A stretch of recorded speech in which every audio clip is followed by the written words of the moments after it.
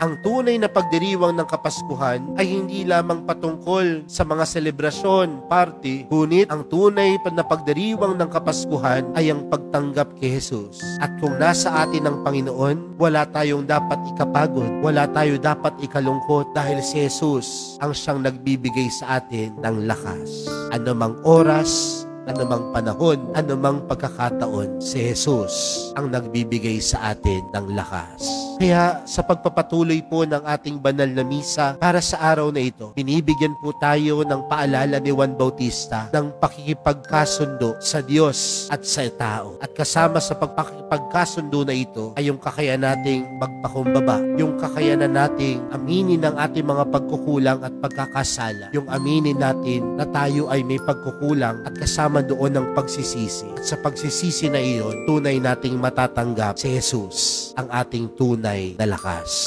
2 linggo pa po bago ang Pasko. Nawa gamitin natin ang mga oras na ito upang maihanda ang ating kalooban at ating mga puso upang tunay nating mapagdiwang ang kapanganakan ni Jesus. Amen.